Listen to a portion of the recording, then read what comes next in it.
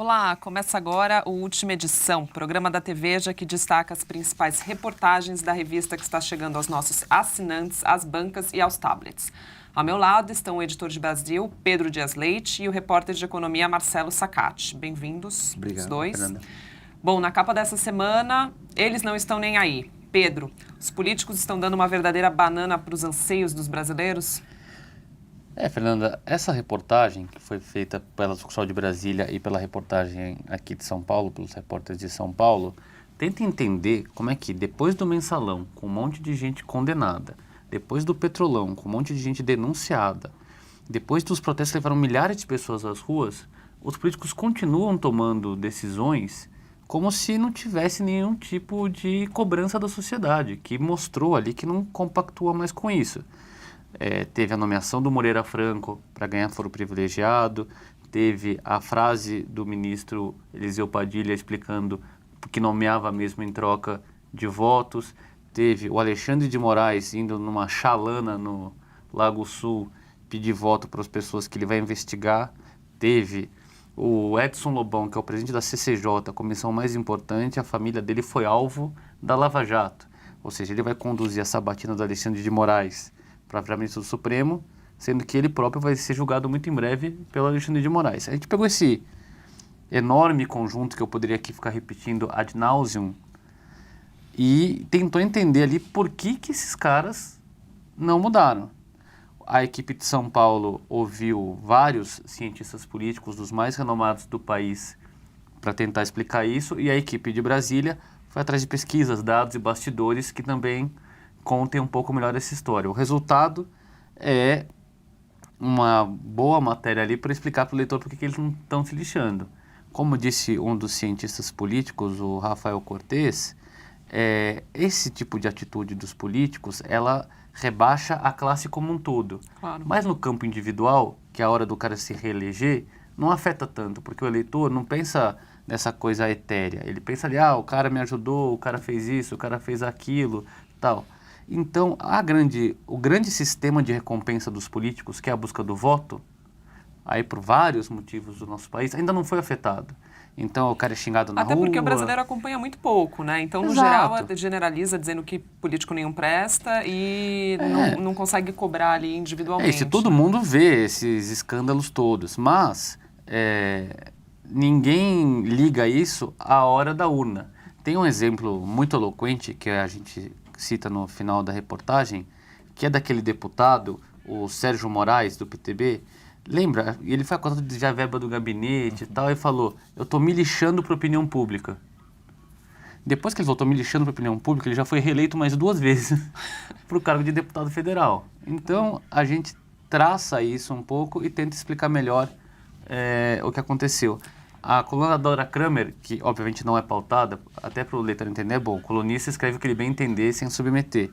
Mas por uma feliz coincidência, ela também aborda essa questão do governo Temer, especificamente, está cuidando disso, numa expectativa de que ele fosse, apesar dos sinais de melhora na economia, que talvez o Sacati vá falar depois, na questão política ele está fazendo o oposto do que se esperava. Que ele fosse ser um pouco mais consciencioso ali nas escolhas dele, Exato. não é isso, né? E tem uma outra matéria de política também essa semana. Esse descrédito todo dos políticos levou figuras muito estranhas, impulsionou figuras muito estranhas aí na política brasileira, entre elas o Bolsonaro. Então, a gente tem um perfil bem interessante feito pela Thaís Oyama, redatora-chefe da revista. Exato. E, Pedro, conta um pouco pra gente, então, da matéria da Thaís. Olha, não é porque a Thaís é minha chefe, não, mas essa é uma das reportagens mais interessantes da revista, porque ela acompanhou o Bolsonaro em alguns dos eventos dele. Campina Grande, né? Isso. E ela soube captar muito bem essa febre Bolsonaro ali. A descrição das cenas pelas quais ele tem passado são inacreditáveis. E ela explica explica muito bem como é que o Bolsonaro passou de um político que era do que a gente chama no jargão ali de baixo clero há apenas 6 anos, 7 anos.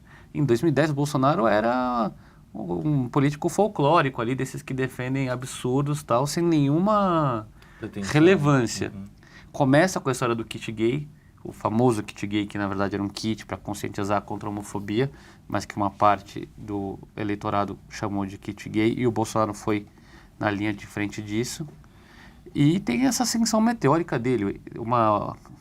Na pesquisa recente divulgada nessa semana que passou, ele aparece em segundo lugar, ele supera nomes do PSDB como... Para a corrida presidencial, né? Corrida presidencial, perdão. Supera o Aécio Neves, O Aécio Neves, o Geraldo Alckmin, aparece empatado com a Marina. É, assim... perturbador, digamos. Isso. E tem até um vídeo que a Thaís fez junto com o Roriz, né, o fotógrafo. Tem um trechinho aqui para a gente ver o Bolsonaro explicando algumas das frases mais emblemáticas aí dele. Então, vamos acompanhar um trechinho. Não, isso aí não existe, isso aí. Logicamente, é um constrangimento, principalmente você vai em restaurantes e acontece fatos semelhantes como esse, né? É inadmissível no restaurante nem um casal de namorados héteros está aí praticando certo tipo de intimidade. Não pode haver esse abuso, no meu entender, por parte deles. Vai falar que vou dar pancada, vou dar porrada, eu duvido que apresente algo, um áudio meu falando isso aí. Tem várias frases dele. Chega a ser engraçado, né? Tem o vídeo com o material só para quem vir na internet e na própria reportagem de papel tem acho que umas 5 frases dele, como é que você não merece ser estuprada, sim, com comentários by Bolsonaro ali das suas próprias declarações. Interessante. Bom, e Marcelo Sacati, então, essa semana com muitas matérias de economia. Isso. Tem muita coisa acontecendo. A principal matéria é uma análise ainda dos efeitos da recessão prolongada, né? Então a gente fala muito da atividade econômica em si, do mercado de trabalho, e tem uma parcela da população que é a mais desamparada, que são os mais pobres, e um estudo do Banco Mundial divulgado na semana que passou mostra que o Brasil teve um aumento de 2,5 milhões de pessoas em 2 anos, de 2015 a 2017, na estimativa do que vai acontecer ao fim deste ano. E é um número impressionante. Parece que até agora, assim, não tinha se observado esse crescimento. Pelo menos a gente escutou falar de desemprego e tudo, imaginou-se aí que um aumento, sim, da pobreza, mas esse estudo, de fato, consolida esse número, então. Exato. Né? Normalmente, esse recorte, a gente chama no jargão da economia de recorte do que acontece com as classes sociais, ele demora um tempo a mais, né, para você conseguir consolidar e avaliar o que, de fato, tem acontecido. O Banco Mundial consegue fazer isso, e o que eu acho que é o principal mérito, ele analisa as causas. Então, obviamente, tem o desemprego, mas tem lá uma responsabilidade muito grande pelo descontrole da inflação, notadamente em 2015, né? Então, aquela história de que volta, assim, de tempos em tempos a repetir, olha, um pouquinho de inflação não faz mal, porque a gente está pensando na população mais pobre. O estudo mostra que acaba sendo o contrário, né? Porque eles são os maiores prejudicados. São mais prejudicados, não tem como proteger a renda dele com uma aplicação financeira ou com outras formas, e aí, assim, é direto o efeito do aumento dos preços para os mais pobres. Tá. Sacati, aí a gente tem mais uma matéria sobre dólar, tem mais uma fusão aí de cervejarias, então sim, conta um pouquinho mais. Tem 2 matérias que mostram um pouco o lado da recuperação da economia. Uma delas é um negócio milionário que foi anunciado nesta semana que passou, que é o grupo Londes Heineken, né, que é conhecido. Ele comprou a antiga Skin, que estava em poder da japonesa Brasil Kirin. Tá. E aí é uma matéria de negócios que mostra o que significa esse negócio e que, de qualquer forma, o protagonismo desse mercado de cervejas ainda é da Ambev, né, que tem várias marcas e tem ainda 2/3 no mercado nacional. E tem uma matéria sobre esse movimento que todo mundo acompanhou ao longo da semana, que é a valorização do real em relação ao dólar, né?